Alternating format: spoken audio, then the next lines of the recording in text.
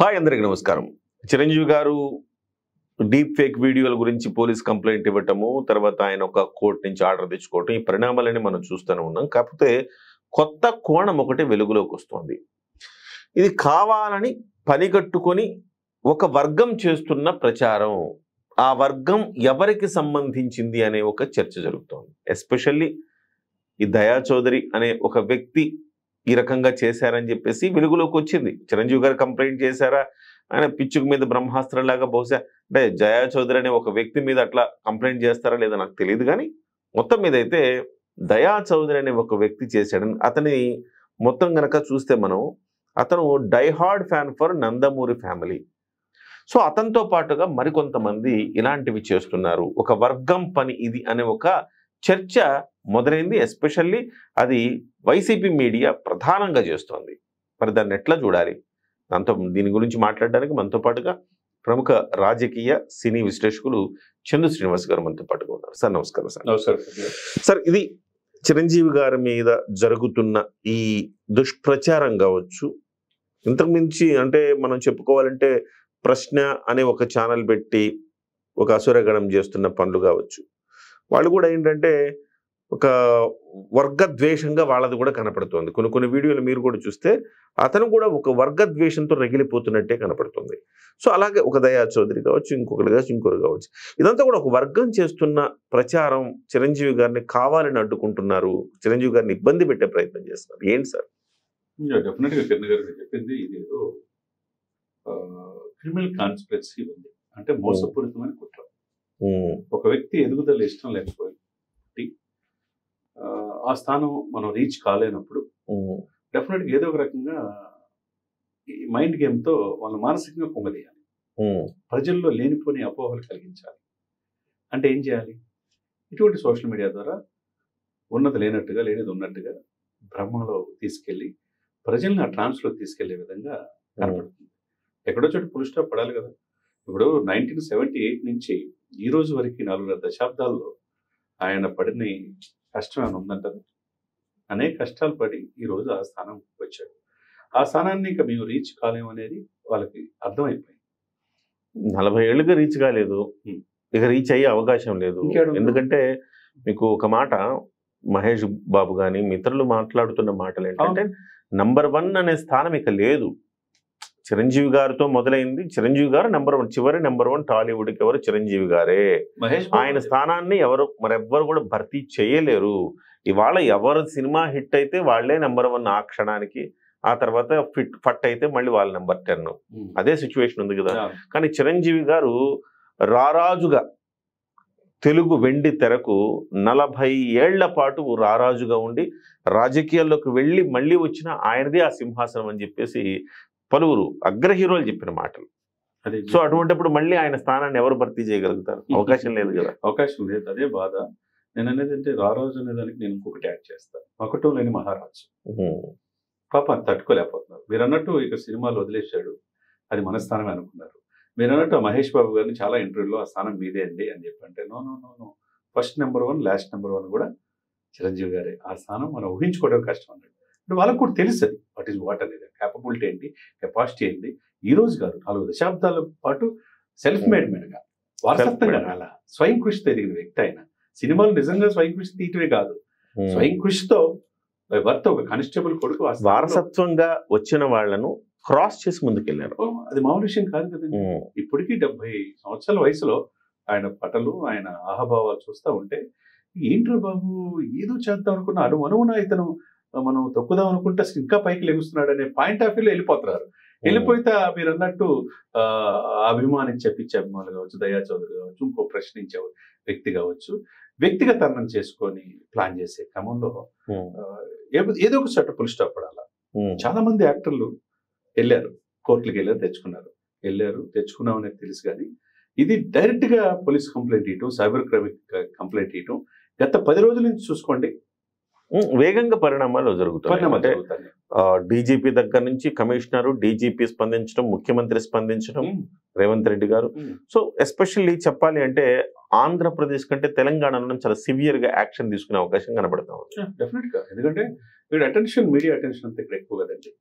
Same అట్టు అనుకుంటే పవన్ కళ్యాణ్ గారు కూడా ఇది సోషల్ మీడియా అబ్యూజింగ్ యాక్ట్ తీసుకురావాలని చెప్పి అన్నారు. ఆ దిశగా కూడా ఏపీలో కూడా చంద్రబాబు నాయుడు గారు పవన్ కళ్యాణ్ గారు దృష్టి పెట్టాలి. ఇక్కడ రేవంత్ రెడ్డి గారు అంటే చాలా షార్ప్ గా నిర్ణయం తీసుకుంటున్నారు. డ్రగ్స్ ఎరాడికేట్ చేయడం కావచ్చు, సినిమాలు హీరోలు ఎవరైనా కానీ సామాజికంగా మీరు దానికి వ్యతిరేకంగా మాట్లాడి వీడియో రిలీజ్ చేస్తే తప్పితే మీకు రాయితీలు ఇవ్వన్నారు. సేమ్ అదే విధంగా వెళ్తున్నారు.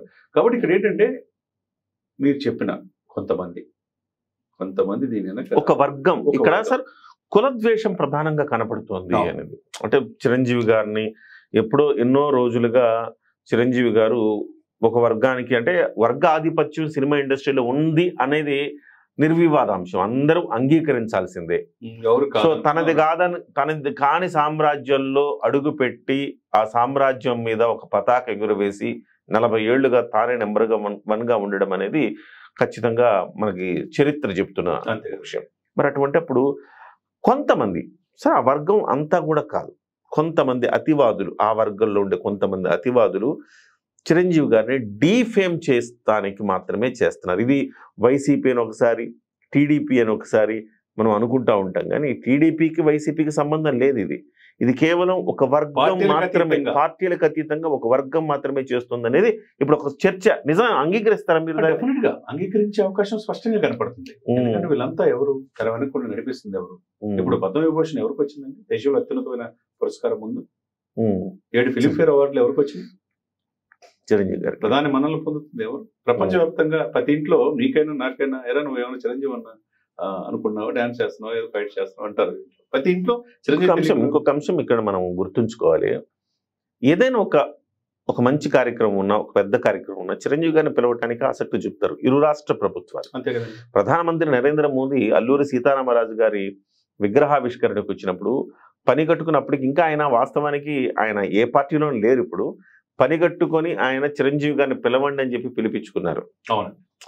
ఇప్పటికి కూడా చిరంజీవి గారిని ఎప్పుడు తీసుకొస్తామని పవన్ కళ్యాణ్ గారిని అడుగుతుంటారు. ఆయన ఎప్పుడు చిరంజీవి గారితో కుటుంబ సమేతంగా ఎప్పుడు వస్తారు, ఎప్పుడు కలుస్తారు నన్ను అని చెప్పేసి అడుగుతా ఉంటారు. అట్ ద సేమ్ టైం నిన్నగాక మొన్న పటేల్ జయంతి కార్యక్రమంలో డీజీపీ, కమిషనర్ వీళ్ళందరూ పాల్గొంటే ఎవరు వచ్చింది? చిరంజీవి గారు వచ్చారు. ఎందుకు చిరంజీవి గారిని పిలిచారు? హుందాతనానికి మారు పేరు. ప్రజలు ఆయన చెప్తే అతనికి ఎట్లాంటి క్రిమినల్ చరిత్రలు కానీ లేకపోతే వేరే ఎలాంటి అంటే సమాజం మెచ్చని చరిత్రలు ఏవీ లేవు, సమాజం మెచ్చే చరిత్రలే ఉన్నాయి. చిరంజీవి గారు అంటే సమాజానికి ఒక రోల్ మోడల్. అందుకే కదా వాళ్ళు పోలీసులు అఫీషియల్ గా పిలిచారు. ఎందుకు పిలుస్తారు? పోలీస్ డిపార్ట్మెంట్ చిరంజీవి గారిని పిలిచిందంటే ఇది ఒక ఇండికేషన్. ఎవరైనా కానీ మరి అతిగా వెళితే వాళ్లను మక్కిలు ఎరగదంటారు, మోకాళ్ల మీద కూర్చోబెడతారు అని చెప్పటానికి ఇది ఒక ఉదాహరణ. ఏంటంటే చిరంజీవి గారిని పోలీస్ డిపార్ట్మెంటే స్వయంగా ఆయనకు మీరు రావాలి సార్, మీరుంటే ఒక స్ఫూర్తి అని చెప్పి పిలిచారు. సో ఇది బహుశా ఏ హీరోకి ఈ రాష్ట్రాల్లో, తెలుగు రాష్ట్రాల్లో అయితే ఏ హీరోకి లేదు. కిరణ్ గారు ఈ యొక్క సందర్భం కాదు, పోలీసుల యొక్క మీటింగ్ లో కావచ్చు, ఈ యొక్క అనేక సందర్భాల్లో అమరవీరుల స్మృతి దానికి కావచ్చు, రామ్ చరణ్ గారు కూడా హాజరవుతారు, పవన్ కళ్యాణ్ గారు హాజరవుతారు. ఇటు చిరంజీవి గారిని కూడా అంత హుందాతనం ఉంటది కాబట్టి వాళ్ళని పిలుస్తారు సార్. అందరిని ఎందుకు పిలుస్తారు సార్? పిలవరు కదా. కాబట్టి ఇక్కడ మీరు ఏంటంటే అన్నిటికంటే ముఖ్యం ఏంటంటే ఒక వర్గం ఆధిపత్య పోరులో ఎలా అయినా చిరంజీవి గారిని ఇచ్చేయాలనే ఉద్దేశంతో ఈ కుట్ర అనేది ఏదైతే ఉందో ఇదివరకు లాగా చిరంజీవి లాగా కనపడతల్లా, ముళ్ళును ముళ్ళుతోనే తీయాలన్నట్టుగా ఆయన కూడా చాలా వ్యూహాత్మకంగా అడుగులేస్తారు. అంటే మంచిదనాన్ని చేదగానితనంగా తీసుకునే పరిస్థితికి తీసుకెళ్ళకూడదు కదా. అంతే కదా. కాబట్టి ఆయన కూడా స్ట్రాంగ్ గా స్టింజింగ్ గా నిర్ణయాలు తీసుకున్నాడు కఠినతరంగా. కోర్టుకి వెళ్తున్నా ఒక చర్చ జరుగుతోంది సార్. చిరంజీవి గారు సాధించాల్సింది ఏముంది, ఇంకా అన్ని సాధించేశారు. సో 1 by 1 సాధిస్తున్నారు. సో ఇవ విభూషణ్ దాకా వచ్చేశారు. ఇక దానిపైన ఉన్నది ఏంటి? భారతరత్న మాత్రమే. భారతరత్నకు చిరంజీవి గారు అర్హులు అనేది అందరూ చెబుతున్న మాట. ఇప్పుడు భారతరత్న ఉండాలంటే ప్రజల్లో ఒక రంగంలో విశిష్టమైన సేవ చేసి ఉండాలా, ప్రజలకు సామాజికంగా సేవ చేసి ఉండాలా, ఎటువంటి బ్యాడ్ క్యారెక్టర్స్ ఉండకూడదు, ఎటువంటి నేర చరిత్రలు ఉండకూడదు. ఇవన్నీ ఈ అర్హతలన్నీ చూస్తే చిరంజీవి గారికి ఉన్నాయి. ఒక పెద్ద తరహాగా హుందాగా ఉంటారు. సో అటువంటప్పుడు అన్నీ ఉన్నాయి ఆయనకి. నెక్స్ట్ ఆయన అటెంప్ట్ భారతరత్న మాత్రమే. మరి భారతరత్న తెచ్చుకుంటారు అన్న ఉద్దేశంతో దాన్ని అడ్డుకోవటానికి ఏదో ఒక రకంగా బురద చల్లాలనే ఒక ప్రయత్నంగా దీన్ని ఎందుకు చూడకూడదు, ఇది ఆ రకంగా ఆ కోణంలో జరుగుతుందనేది కొంతమంది చెబుతున్న వాదన సార్. మీరు చెప్పిన దాంట్లో కిరణ్ గారు నేను 100% ఏకీభవిస్తాను. బాలకృష్ణ గారు ఎప్పుడైతే అసెంబ్లీలో మాట్లాడారో ఆ పరుష పదజాలంతో అప్పటి నుంచి చిరంజీవి గారి మీద ఎంత ద్వేషం ఉందనేది అర్థమవుతుంది. పలు సందర్భాల్లో ఆయన అక్కసు చూపిస్తుంటాడు. దానికి తోడు ఈ దయా చౌదరులు కొంతమంది వరకు దానికి ఇంకెక్కువగా ఇది చేసుకుంటా చిరంజీవి గారిని మొదటి నుంచి డిఫెండ్ చేయడానికి ప్రయత్నం చేస్తారు. ఇక నేనేమంటానంటే ఇక్కడ ఎవరెన్ని ప్రయత్నాలు చేసినా వీళ్ళందరూ కూడా ఎన్ని కుట్రలు పనిలా చిరంజీవి అనే వ్యక్తి is not a ordinary man. స్వయం కృషితో ఎదిగాను కదా. ఒక సామాన్య కుటుంబం నుంచి వచ్చిన వ్యక్తి ఈ రోజు ప్రపంచవ్యాప్తంగా అభిమానులు ఎందుకు సంపాదించుకున్నాడు? అభిమానులు కోట్ల మందిని సంపాదించడమే కాకుండా సేవా కార్యక్రమాల వైపు వాళ్ళ వైపు పొక్కు చూపించడం చేశాడు. ఆయనకి అర్హతలు ఏంటి? మీరు అన్నట్టు పద్మవిభూషణ్ అనేది దేశంలో అత్యున్నతమైన 2వ బహుమతి. ఇక భారతరత్న ఒకటి. డెఫినెట్ గా మనం జీవించిన కాలంలో ఇప్పుడు అబ్దుల్ కలాం గారు ఉన్నాడు. కళ్ళ సార్థకత చేసుకుని ప్రయత్నం చేయమన్నాడు. ఆయన జీవించిన కాలంలో మనం జీవించడం అదృష్టం. Missile man. ఆ తర్వాత ఎవరున్నారు? చిరంజీవి గారే. మనం చూసిన ఆయనకున్న క్వాలిటీ ఏంటి? కష్టపడే తత్వం, ప్రజల్లోకి ఆయన సేవ చేయటమే కాకుండా ఒక బ్లడ్ బ్యాంక్ కావచ్చు, ఒక ఐ బ్యాంక్ కావచ్చు, సేవా కార్యక్రమాలు కావచ్చు, ప్రకృతి వైపరీత్యాలు వచ్చినప్పుడు సేవ చేయాలనే ఆలోచన కావచ్చు, తన యొక్క నడిచి కోట్లాది మందికి కూడా నేర్పారు. కాబట్టి ఈజ్ క్యాపబుల్, ఈజ్ డిజర్వ్. ఎంతసేపటికి అభిమానులు అంటే కటౌట్లు కట్టడానికి, బ్యానర్లు కట్టడానికి, వీటికి మాత్రమే వాడే రోజుల నుంచి ఇది కాదురా, ఇది ఒక పెద్ద విస్ఫోటనమైన శక్తి. ఈ శక్తిని మనము సామాజిక సేవల వైపు నడిపించగలిగితే అద్భుతమైన రిజల్ట్స్ వస్తాయని గుర్తించి గమనించి దాన్ని మొట్టమొదటి భారతదేశంలో సార్ నేను చెప్తుంది, భారతదేశంలో ఒక సామాజిక కార్యక్రమాల వైపు తన అభిమానులు నడిపిన ఒక చరిత్ర చిరంజీవి గారికి మాత్రమే సొంతం. ఎక్కడో తుఫాన్లు వచ్చినా, భూకంపాలు వచ్చినా చిరంజీవి అభిమానులు వెళ్తారు సార్, వెళ్తారు. కాశ్మీర్ నుంచి కన్యాకుమారి రాజకీయాలకు అతీతంగా. మోదీ గారు సంక్రాంతి వేడుకల్లో కిషన్ రెడ్డి గారి చేత ఎందుకు పిలిపించుకున్నారు సార్? నిజమే చేసి పక్కన కూర్చోబెట్టుకున్నారంటే మోదీ గారు ఏమన్నామా ఇప్పుడు అంటే ప్రపంచవ్యాప్తంగా ఆయన కొంత అభిమానులు ఒక డిసిప్లిన్ గా క్రమశిక్షణతో తీసుకెళ్లారు. దేశానికి ఆదర్శవంతమైన వ్యక్తి అనేది ముద్ర పడిపోయిందా? ఎగ్జాక్ట్లీ. కాబట్టి డెఫినెట్ గా ఆయన అతి త్వరలోనే భారతరత్న అనేది ఒకటే మిగిలి ఉంది. ఈ డిజర్వ్, ఈ క్యాపబిలిటీ ఉంది. దాన్ని ఆపడానికి ఈ కుట్ర ఏమి కుదరదు. ఇప్పుడున్న ప్రభుత్వాల దగ్గర ఆయన తెలుసు, ప్రపంచానికి తెలుసు. కాబట్టి వీళ్ళు ఎన్ని కుట్రలు పడినా, డిఫేమ్ చేయాలనుకున్నా, తను తగ్గించి ఇచ్చేయాలనుకున్నా గానీ వాళ్ళు వెళ్ళిపోతారు తప్పితే ఈయనకేమి కాదు. Right. Thank you sir, thank you very much. So అంటే అరచేతిని అడ్డు పెట్టి సూర్యుని ఆపగలుగుతామా? లేదు కదా. చిరంజీవి గారిని కూడా అంతే. ఆయనకు రావాల్సిన అవార్డులు, రివార్డులు అన్నీ అయిపోయి ఒకటి మిగిలింది. అది ఖచ్చితంగా వస్తుంది. ఎన్టీఆర్ గారికి రాలేదు కదా అన్న దుగ్ధతోటి చిరంజీవి గారికి రాకుండా అడ్డుకోవాలి అనుకునే ఒక ప్రయత్నం ఏదైతే ఉందో అది సరికాదు. ఒక్క అంశాన్ని మనం గమనించాలి. ఎన్టీఆర్ గారు అర్హులు కాదంటే ఖచ్చితంగా అర్హులు భారతరత్నకి. ఆయన గొప్ప వ్యక్తి.